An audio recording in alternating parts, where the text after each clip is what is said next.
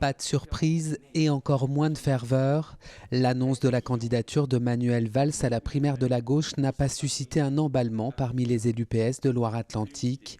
Beaucoup réservent encore leur soutien. Ils attendent d'en savoir plus sur le programme de l'ex-premier ministre. La maire de Nantes, Johanna Rolland, se prononcera seulement après avoir obtenu une vision claire du projet Valls. Même attitude du côté de Philippe Grosvalet. Le président du conseil départemental attend que tous les candidats soient déclarés. Malgré tout, Manuel Valls peut déjà compter sur quelques soutiens affichés, comme celui du maire de Saint-Nazaire, David Samzin, ou encore de Christophe Clergeau. Le chef de file de l'opposition régionale voit en Manuel Valls un homme d'État capable de proposer une espérance républicaine.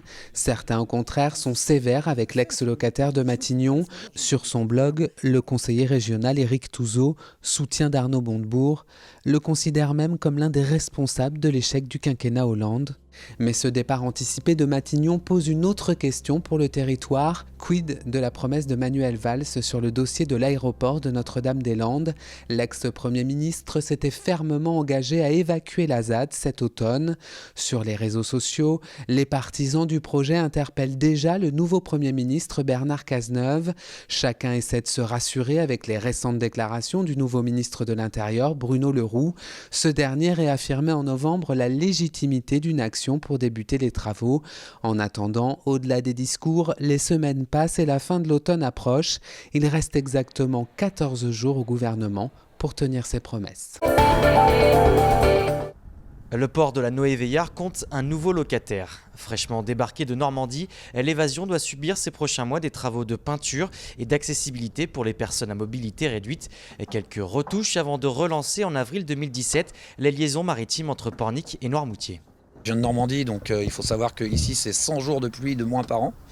Donc pour notre type d'activité, c'est vraiment énorme. D'avoir 4 degrés de plus de température aussi à l'année en moyenne, ça c'est des conditions, là je parle au niveau commercial. Et après le cadre, c'est vrai que le décor est magnifique, ce projet paraissait vraiment évident. Et le capitaine ne devrait pas avoir de mal à remplir quotidiennement les 80 places du bateau.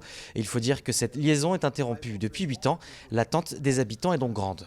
C'est une liaison historique, je dirais au début du XXe, il y avait des publicités dans la gare Montparnasse qui disaient aller à Noirmoutier par le train en liaison directe. En fait, ils arrivaient jusqu'à Pornic par le train et ensuite ils prenaient le bateau pour aller plage des Dames. On a une telle demande par notre population, je dirais à l'année, mais aussi par les gens qui viennent sur la destination. Déjà, 2 groupes ont réservé donc une opération sur ce bateau à passagers dès le printemps. Nous avons des équipements qui sont complémentaires.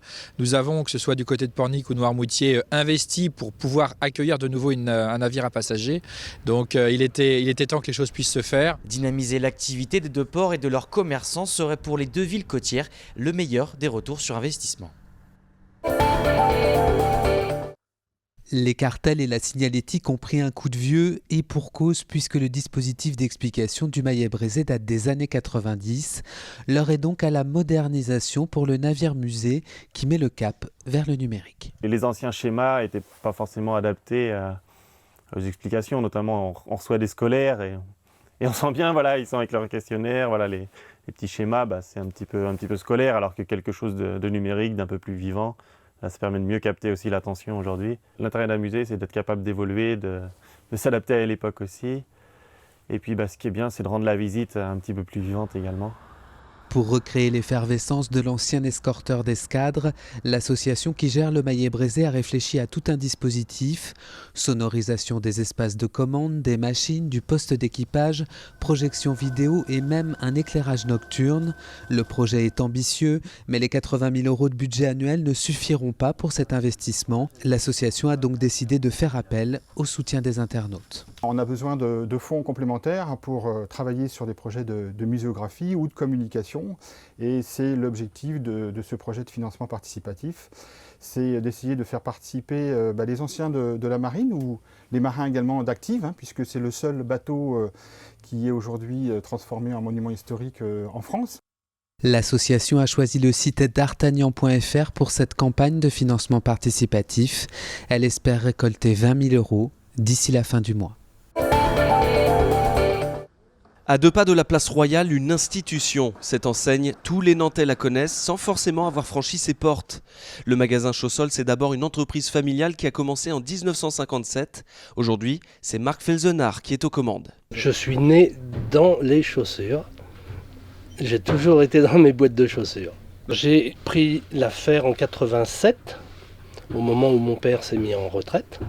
Ces rayons ont même croisé des personnalités comme le chanteur Hervé Villard. Mais chez Chaussol, être client, c'est aussi et surtout une histoire de famille. On a à peu près 4 générations qui sont venues se chausser déjà. Et automatiquement, ils reviennent, ou ils amènent leurs enfants, ou leurs petits-enfants. Parfois, ils sont contents de retrouver le magasin où ils sont venus quand ils étaient jeunes. Une fidélité qui permet au magasin de résister face aux nombreuses nouvelles enseignes qui apparaissent dans l'hypercentre. En mars prochain, la boutique fêtera ses 60 ans. Mais pour Marc Felzenard, la retraite n'est pas du tout à l'ordre du jour. Dans le centre-ville de Nantes, d'autres magasins ont traversé plusieurs générations, comme la Détente, rue Jean-Jacques Rousseau. Il est aujourd'hui le dernier lieu dédié au modélisme ferroviaire, vulgairement appelé les petits trains. Il existe depuis 1979, et je l'ai repris en janvier 2006 au propriétaire. 11 ans plus tard, la boutique continue de tourner quand d'autres ne tiennent même pas un an. L'une des raisons de cette longévité, un service ultra spécialisé. Je pense que les gens, surtout dans le modélisme ferroviaire maquette, les gens attendent surtout un service au niveau pièces détachées, réparation, entretien des machines. À L2, ces boutiques cumulent 96 ans d'existence, loin derrière cette enseigne. Pourtant, fondée en 1803 par Monsieur Poisson, ce magasin est le plus ancien de Nantes. Son nom d'origine, Au Vrai Castor.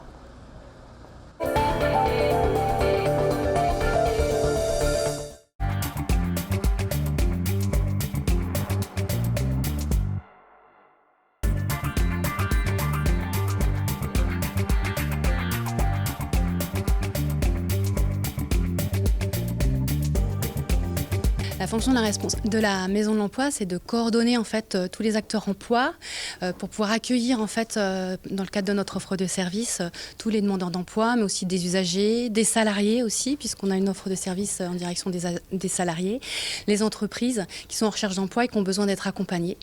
L'idée, c'est surtout de les préparer, puisqu'on s'adresse à un public qui peut avoir plus de difficultés que les autres à retrouver un emploi. Donc l'idée, c'est vraiment d'avoir un guichet unique où tous les acteurs de l'emploi se retrouvent.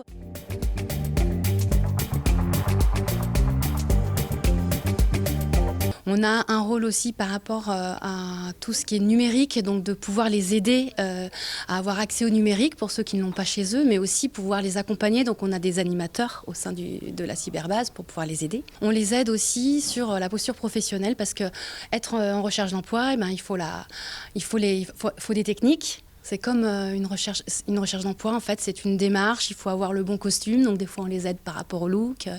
Il faut les aider aussi pour avoir un plan d'action, en fait, dans leur recherche d'emploi, il faut avoir leurs outils.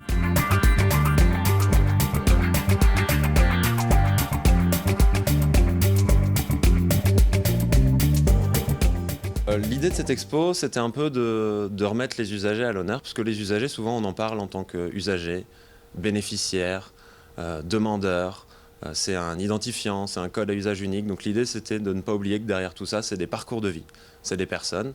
Donc pendant un mois, on a pris en photo les personnes, nos usagers, avec leur autorisation bien sûr. On les a pris en photo et donc là maintenant, c'est les visages que vous pouvez observer sur les écrans. On a également mené des interviews et donc des entretiens audio qu'on diffuse dans cet espace.